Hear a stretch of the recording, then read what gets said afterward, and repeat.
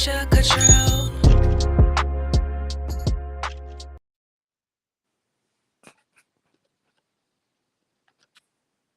Hi, this is Trinesha Catrell, and welcome to First Love Yourself, where love, life, and Christ combine. I am so grateful to have you here on this journey of self-discovery and empowerment with me. In today's video, we are going to talk about taking action. But before we get started, if you're new here, go ahead and give me a thumbs up and subscribe to the channel so you never miss out on more uplifting and empowering content like this. So get comfortable because we are about to get into it. Let's go! Okay, so earlier this week, I have really been doing some reflecting on my life and the things that I want to do. And one of the things that have been standing out to me so much is taking action. Sometimes we like to allow life and other things to get in our way, away in the way of our dreams, in the way of our hopes, in the way of the things that we want to do in life, in the way of God's purpose for our life. God could tell us to do something and we could be so stubborn at times and say, oh no, God, my way is better. Oh no, you God, you saying take a left, I'm gonna take a right because it's shorter. And the whole time there was gonna be an accident or something. And God is trying to prevent you from making those mistakes. He's trying to prevent you from having to go through things that you won't have to go through if you would just listen to him. But if you're like me, sometimes you can be a little hard-headed. And so I'm really like praying that God gets that out of my system so that way I can just be in complete obedience to him. And I'm saying that and being transparent. I know there's that one person that's like, what? I do everything perfect all day, every day. But listen, ain't no perfection over here. The only thing perfect is God. The only thing I do is just try to keep me in better every single day. My intention is to be obedient. My intention is to do the right things. Do I do that always? No. And that's just me being real. But that does not mean I'm making an excuse saying God knows my heart. I'm not saying that, and I'm not trying to get on people that say that. I'm just saying that then we have to stop making excuses for ourselves. It's okay to give yourself grace, but there's a line between giving yourself grace for the mistakes that you make unintentionally and intentionally choosing to do the wrong thing just because you feel like God's grace is going to be sufficient. And his grace is sufficient, but his grace also has limits. You have to know that God is giving you grace in certain circumstances because he knows you're better than that. But when you choose to willingly sin, choose to willingly do the things that you know that are wrong, then God is like, okay, I'm gonna take my hands off of it. Adversary, you go ahead and come in and do what you got to do because obviously this person doesn't want to listen to me. And then this is the point in our lives sometimes where we go around and we blame God. God, why did you let this happen to me? God, why did you let this man do this thing to me? Why did you let this woman treat me this way? And the whole time God been telling you the whole time this man is not for you. The whole time God's been telling you you need to stop going by your eyes and go by your mind. You need to go by the spirit. Yes, you're going to be attracted to this person, but also make sure you're looking at their heart. Make sure you're looking internally. Make sure it's aligned up with the purpose that God has given to you. But sometimes, if you're like me, like I was in the past, you get in your own way and you really start saying, okay, well, I really want to do it this way. Well, it's not really that bad. Is it a red flag or does it just kind of look like a red flag, but it's not really a red flag? And the whole time, God's like, get out. And you need to just pick up your bags, put your backpack on, like TJ says, put on your track shoes and just go. And I'm not telling people to leave. I'm telling you to take it to God and see what he says about every situation in your life. Don't go to your friends. I'm not saying that your friends aren't there to support you, but go to God first. Don't go to that person, that friend, that family member, that other person that you always run to before God. Go to God first to see what his direction is for you. So that when there is a red flag, so that when something is wrong, so that when life is wrong or you're in a bad predicament, you can really find a way out. Whenever there is a situation that you are in, God will always give you an opportunity, an option, a way out of the things that it is that you are putting yourself in, or a situation where you feel like you can't get out of. There will always be a way out, and there's always, as long as you're breathing in and out, another opportunity to be better than you were yesterday. And so in order for us to start walking forward and spring into action, I came up with this acronym called SPRING. And the first is for scheduling. You have to really figure out where your time is going. Sometimes we'd be like, it's not enough time. I wish it was two of me. I could split myself in half and do one thing and another thing. But you have to really remember and say, okay, Where am I really wasting my time? Am I scrolling for like an hour a day when really I could be doing something productive? Am I really just sitting here going to this place where I know I'm not going to be productive at this place, or doing an event or something that is a waste of time instead of doing something that's pushing me towards my goal? Really take a schedule out and put down the things that you're doing every day, kind of like a budget.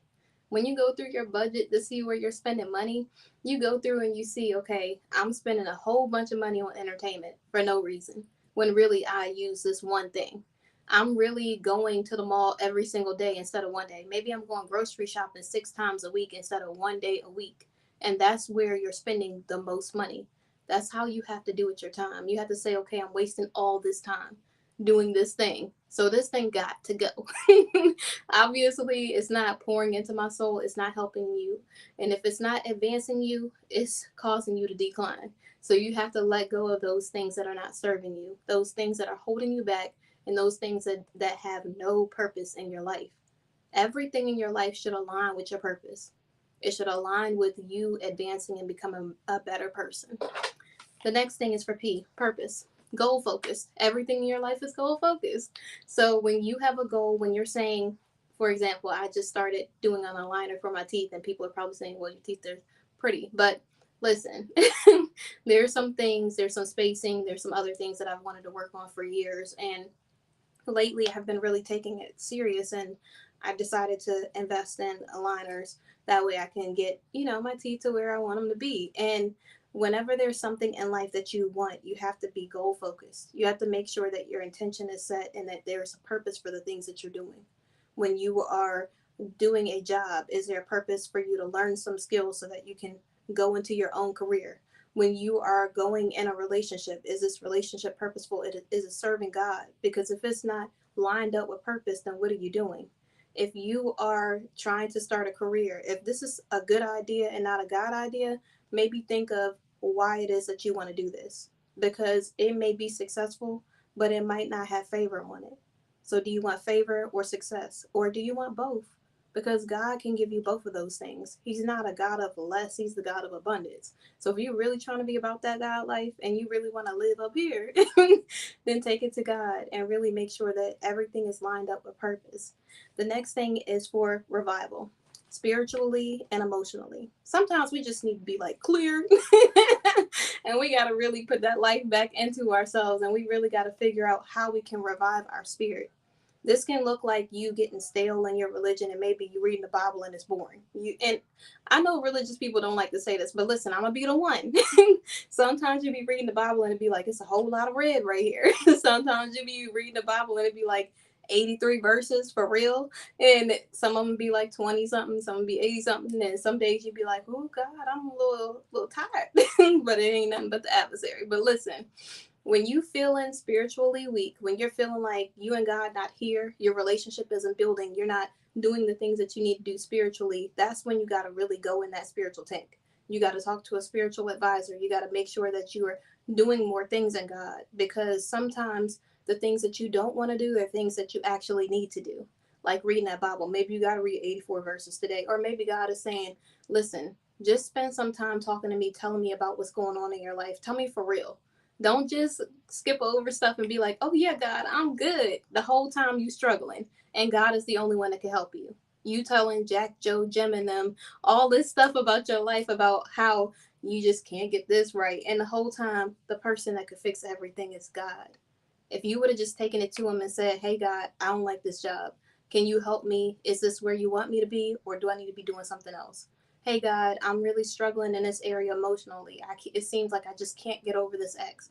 I tried everything. I didn't try substance. I didn't try everything that I could possibly think of. And none of those things are helping me be filled back up. None of those things are pouring into me. None of those things are making me feel like I'm whole or like I'm healing. Everything is hurting me. God, can you heal me? Heal my broken heart. And God will be the one that can come in and heal your broken heart.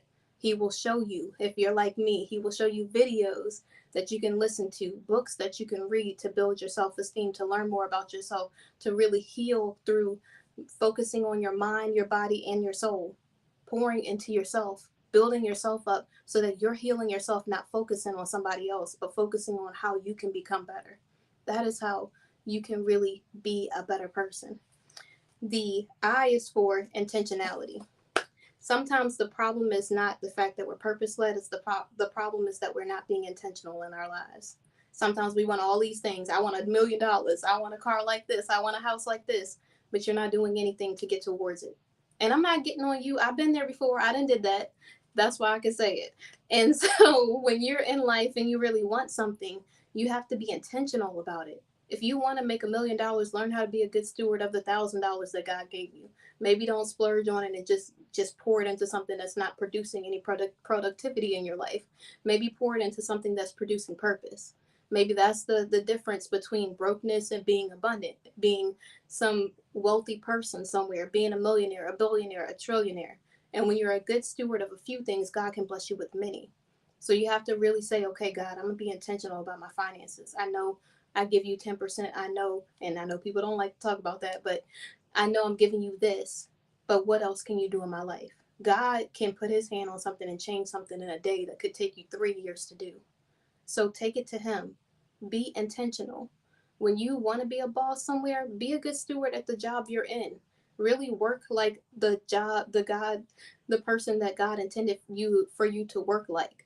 When God is saying, okay, I need you to be at this job, don't just go in and be upset every day like I did a long time ago. You got to go in and really have a smile on your face. You have to have good energy. You have to make sure that you treat people the way that Jesus would treat people. Don't just treat them badly just because you're in a bad mood. You got to be kind to other people. You got to walk in like you are already a boss if you're trying to be a boss. If that's what you're trying to do with your life, be intentional about it. Everything that you're doing should push you towards your purpose. It should not be just a nothing thing that you do. Like, oh, I'm just going to work. I'm not really trying to be better. I'm just going to go and just do the bare minimum. I'm not going to take classes that I could use in my own business in the future. I'm not going to go after the things that I want and really learn how to speak out so maybe I could be a public speaker in the future. I'm not going to keep working my business and do things and techniques and take courses so that I can be better in that area as an entrepreneur. Maybe that is what you're lacking. Maybe it's intentionality that is missing. The next thing is for new. Every time I say new, I think about the Todd Tribbett song. You probably don't know what that is. Look it up after this video. But God makes old things new. Sometimes we are so focused on the old relationship, the old things that we used to do, the old attitude that we forget that God gave us a new perspective, that he gave us an attitude of gratitude. When you start being appreciative of the things that you have, God can bless you with so much more. When you start waking up and saying, God, I'm so thankful for my mind that I can think straight. I'm not in a institution somewhere. I'm not having somebody else think for me. I'm not losing my memory. When you start thinking, God, I'm so grateful that I can actually exercise, not, oh, I got to exercise, but God, I'm grateful that I can exercise at home. Maybe you don't have a gym membership. Maybe you do. You're in a gym with people that you can build community with, that can push you and motivate you to be better, to build a better body than the one that you have if you're trying to go in that direction, if you're trying to tone. Maybe it's your house. Maybe you're like, oh God, this house. Really? Instead of being grateful and saying, I love this house. This house is amazing. God bless me with this. And it's really helped me be able to build community and fellowship with my friends and family members and have them come over for events. I can really just entertain other people in a way that they can see that this is possible, because maybe other people don't own something like the thing that I have. Sometimes the things that we complain about are the exact things that God is trying to bless other people with. The same thing that somebody else is praying for. The same thing that God is trying to show you if you would just be grateful for this thing. He can give you whatever you want, the desires of your heart, because your desires will align with his. Maybe the new attitude is exactly what you need to get everything that you want in life. So have an attitude of gratitude and spring into action, because this is your life and it's your choice to live it. We don't have no more time to waste. It's time to really take action in our lives and love ourselves.